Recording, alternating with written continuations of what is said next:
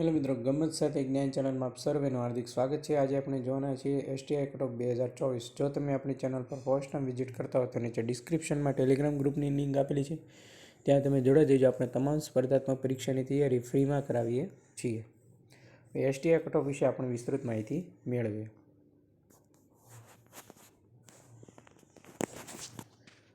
તો સૌપ્રથમ તારીખ 22/12/2025 રોજ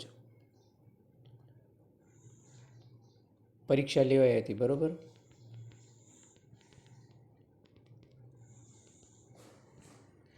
મેરિટ નીચું રહેવાના કારણોની હું તમને વાત કરું છું। તો સૌપ્રથમ તમે જે સેન્ટર પર પરીક્ષા દેવા ગયા હતા, એક ક્લાસમાં ટોટલ 20થી 25 છોકરાની સંખ્યા હતી, બરોબર। મિનિમમ 25। એમાંથી કેટલા સ્ટુડન્ટ હાજર હતા? ઘણા બધાએ માર્ક કર્યું છે, બરોબર।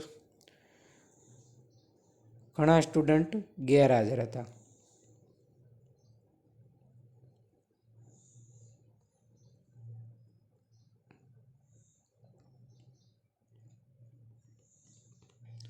આ ફર્સ્ટ કારણ।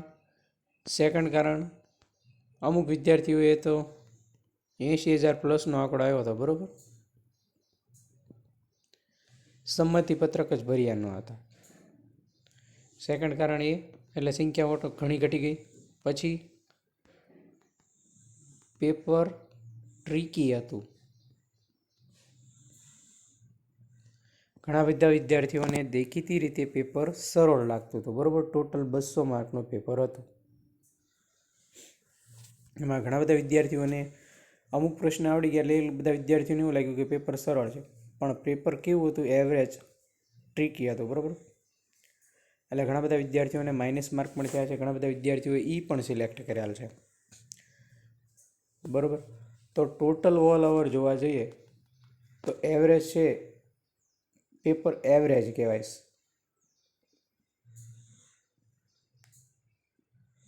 બરાબર। સરળ પણ ના કહેવાય, હાર્ડ પણ ના કહેવાય, એવરેજ કહેવાય અને ટ્રીકી કહેવાય। Final answer, provisional answer key છે એમની આવશે એટલે ખ્યાલ આવી જશે। એટલે અમુક વિદ્યાર્થીઓ પેપર દઈને આવ્યા હતા, ત્યારે શરૂમાં જ્યારે ક્લાસની બહાર નીકળ્યા ત્યારે બધાને એમ જ હતું એકદમ સરળ પેપર હતું, પણ જ્યારે તે પેપર સોલ્યુશન માટે બેઠા ત્યારે ખ્યાલ આવ્યો કે નહીં, આ પેપર સોલ્યુશન કરવા બેઠા એટલે પેપર ટ્રીકી હતું એવું ખબર પડી એમને, બરાબર। એટલે એવરેજ માર્ક કેટલા થાય છે બધાને? મોસ્ટ ઓફલી વિદ્યાર્થીઓનું તમને કહી દઉં તો મેન્સની તૈયારી કોને કરાય?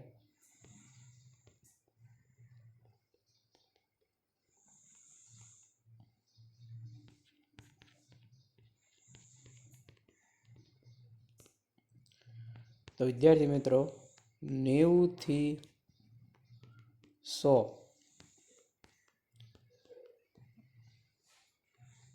આ લોકો તૈયારી શરૂ કરી દેજો। 100 થી 105 જનરલ કેટેગરી,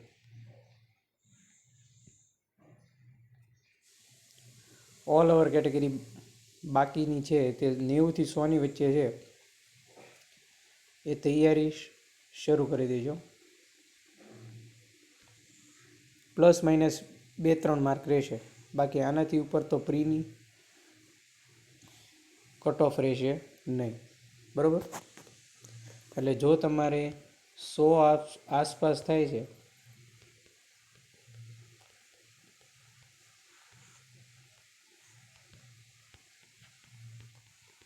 તે લોકોએ તૈયારી શરૂ કરી દેવાની, બરાબર।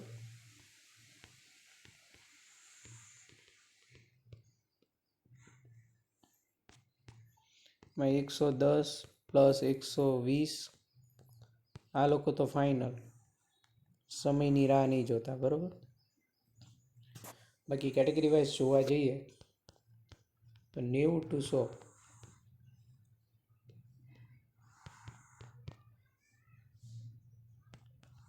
બરાબર। પેપર ટ્રીકી હતું, તમે જ પેપર સોલ્વ કર્યું, તમે જ કહો તમારે કેટલા માર્ક થાય છે, બધાએ કોમેન્ટ કરવાની છે।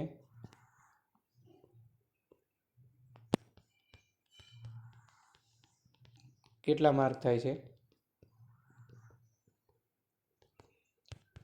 તમામે કોમેન્ટ કરવાની છે.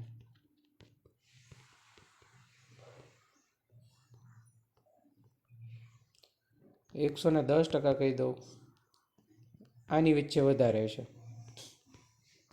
બરાબર. બાકી આની વચ્ચે છે એ હશે અમુક વિદ્યાર્થી, બરાબર. બાકી સૌથી વધુ આમાં હશે, સૌથી ઓછા આમાં હશે, બરાબર. એટલે જે પેપર સરળ હતું ને 120+ જાય છે ને એ આ લોકો કહે છે, અને જે 80+થી 90+100 કહે છે ને એ આ લોકો કહે છે. પણ ખરેખર આ લોકો રાઈટ છે. આને બાદ કરતાં સૌથી વધુ છે એમાં એવરેજ માર્ક છે, આનાથી વધુ ના જાય એવું મારું માનવું છે. પછી પ્લસ માઇનસ અંદાજિત 1-2 માર્ક રહી શકે, બરાબર. કેમ કે આપણે અંદાજિત કટ ઓફ અને પેપરના વિદ્યાર્થીઓના રિવ્યૂના આધારે કટ ઓફ લેક્ચર બનાવેલ છે. ડન છે. હવે બધા જ વિદ્યાર્થીઓએ ફરજિયાત કોમેન્ટ કરવાની છે કે તમારે કેટલા કટ ઓફ થાય છે, તમારે માર્ક કેટલા થાય છે.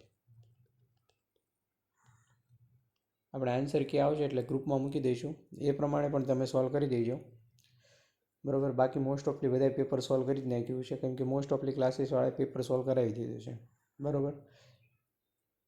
જ્યારે આન્સર ક્યાં આવશે તેમાંથી પ્લસ માઇનસ 1-2 થશે, વધારે કંઈ વધારા ના થાય. એટલે તમારે કેટલા માર્ક 200માંથી કેટલા માર્ક થાય છે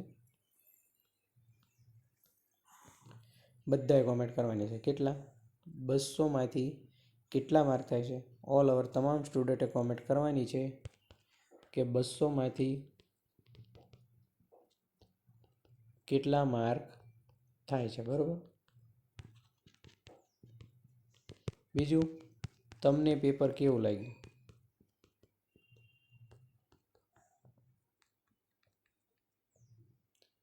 3 ઓપ્શન આપું છું કે પેપર કેવું લાગ્યું. હવે હસમુખ પટેલ સાહેબ જીપીએસસીના ચેરમેન બની ગયા છે એટલે આપણે જીસીઆરટીની એનસીઆરટી ઉપર વધારે ભાર આપશું, બરાબર. સરળ, મધ્યમ, હાર્ડ, અહીંયા આપણે ટ્રીકી કરીશું, બરાબર.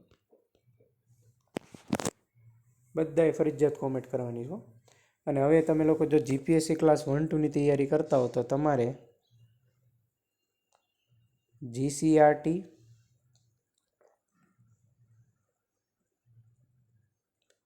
એનસીઆરટી